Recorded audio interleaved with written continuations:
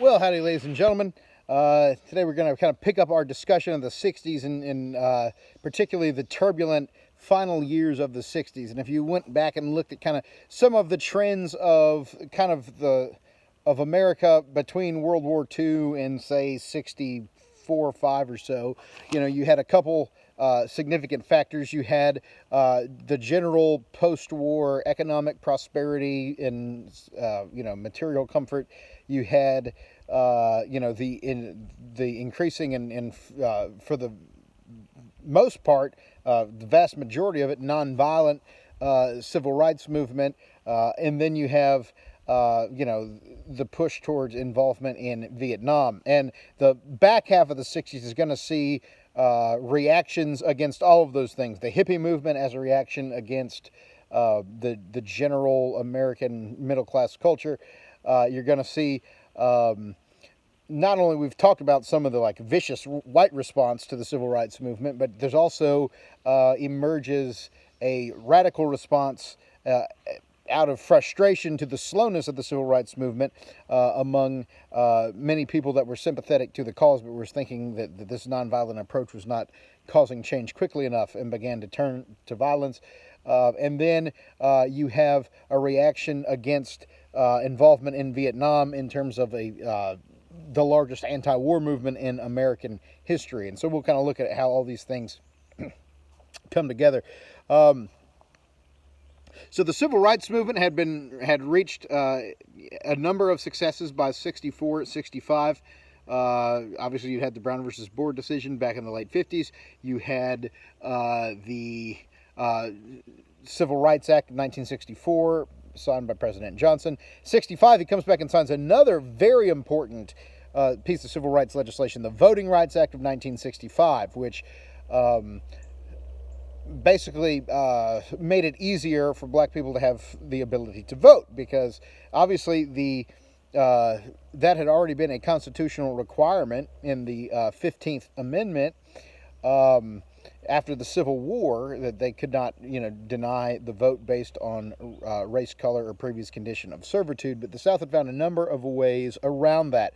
One of the ways that they did that was through a poll tax, where you had to pay a certain tax to have the right to vote, and that disproportionately affected the black population. Sometimes they would do literacy tests where you would have to be able to pass a literacy test to get the right to vote, and if a white guy tried to pass it, they would make them spell a really easy word and give a hard one to a black guy that tried to take it, and they would rig the results of the test in such a way to make it difficult for black citizens to have the right to vote. And so in Mississippi in 1964, 70% of white Mississippians were registered to vote, and only 20% of black Mississippians, because Mississippi had constructed their laws in such a way as to make it difficult for African American citizens to have the right to participate in the process. So the Voting Rights Act was aimed at kind of getting rid of all those different loopholes that segregationist Southern states had maintained in order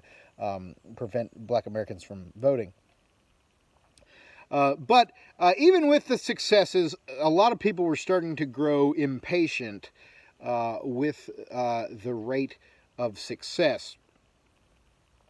And this leads to riots in a number of cities in 65, 67. The most famous of these race riots were the Watts riots in the Watts region of Los Angeles, where there was a lot of burning, looting, violence. And of course, most of the victims of the riots were actually, it was mainly black businesses that were being vandalized, and black-owned buildings that were being burned down. So, I mean, it's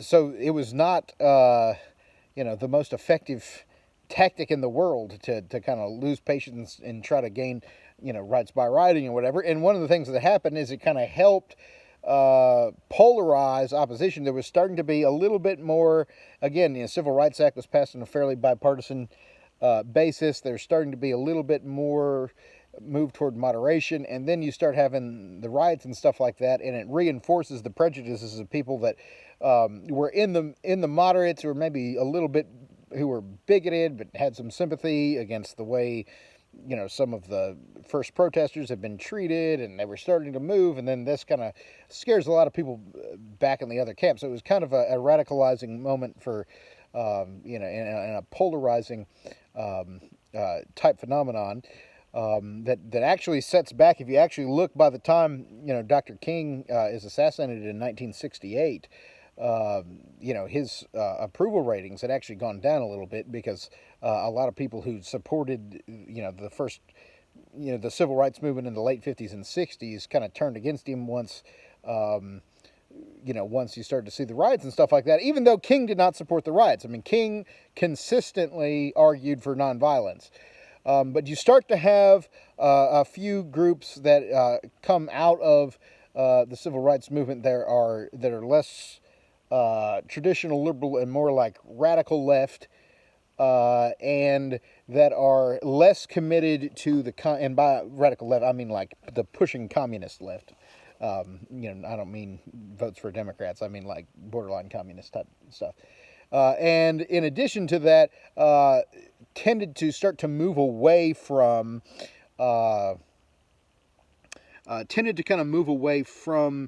nonviolence as a tactic and be more willing to embrace violence. So some of the groups that were involved in it, the most famous of this is probably the Black Panther Party, which started out the origin really of kind of where the Black Panthers came from. Was started in, I believe it was in San Francisco area, if I'm not mistaken, but they emerged kind of as really around the question of police treatment of black citizens, because the police were not kind to minorities oftentimes during this time period, and obviously there's still controversy about that issue now.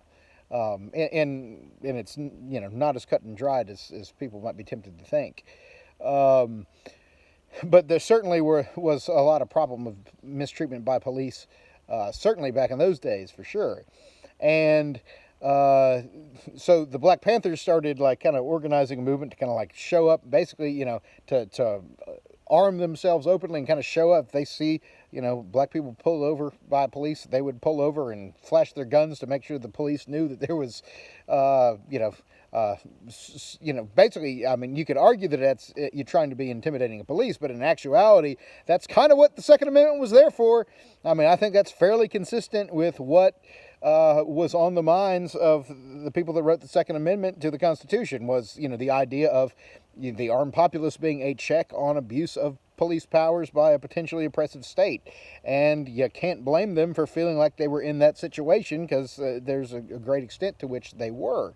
The conditions were different. You can't, and so from that they then kind of move into the leadership of what is called the Black Power movement. Another group that got connected to that Black Power movement was the Student Nonviolent Coordinating Committee, which started out as a pretty mainstream civil rights organization. By the mid-'60s, they were taken over by a fellow by the name of Stokely Carmichael, who really coins the phrase Black Power, and they begin to move, and he really began a move to abandon, they started to look at nonviolence as a tactic that worked for a while and now isn't working as much, instead of saying it was a core of the movement like it was in Dr. King's ideology.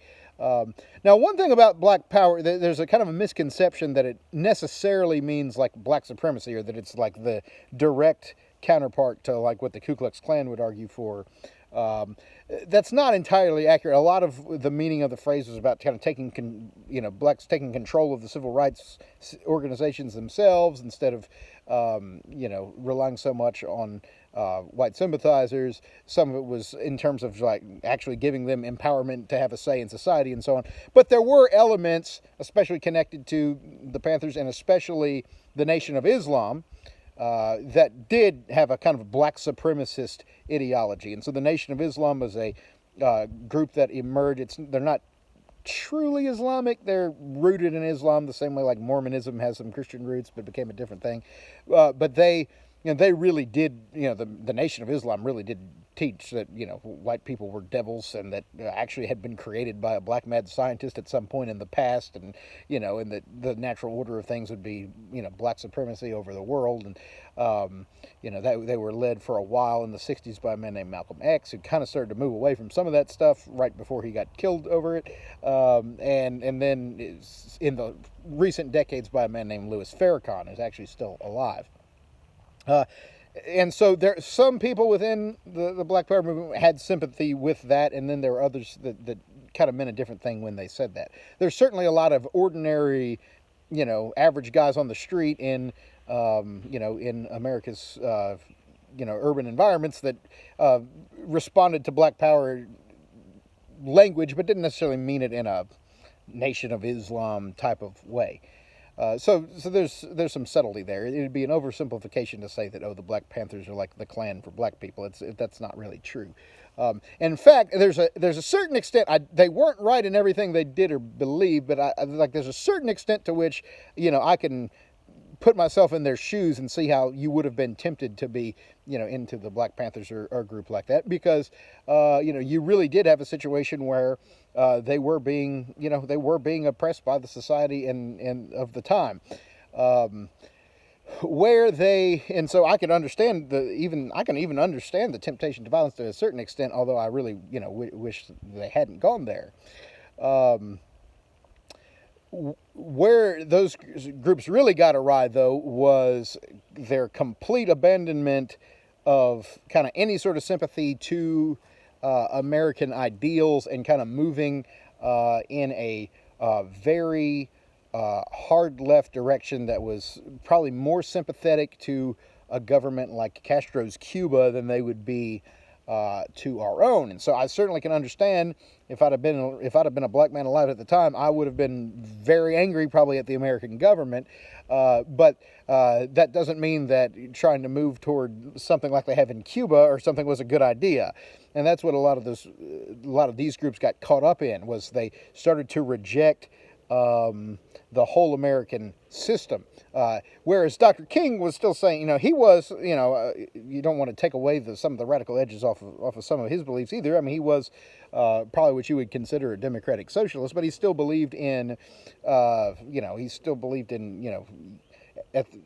he used the rhetoric of, we need to, live up to the promises that we made that all men were be created equal, and he talked about, not judging people by their skin color, but by the content of the character and so forth. The more extreme groups here kind of started to push against that kind of talking, or more against like tearing down the entire American system, turning against any sort of idea of limited government, which is odd. If you're being oppressed by a government, why would you want to give that government more power? Of course, they're thinking, maybe our people will be in charge of this government, and it'll be different. So they kind of took a detour away from a lot of good. Whereas what you should have thought was, probably, there's some stuff to the American heritage here that is great and we need to build on. We need to get rid of the bad stuff. Instead, they said, let's just kind of burn the whole thing down. And they were not alone in that, because in general, there was a trend emerging that they called the New Left, which was a group for which liberal was a bad word because liberal meant too conservative. And these were kind of the student radicals that kind of started to emerge on the college campuses in the 1960s.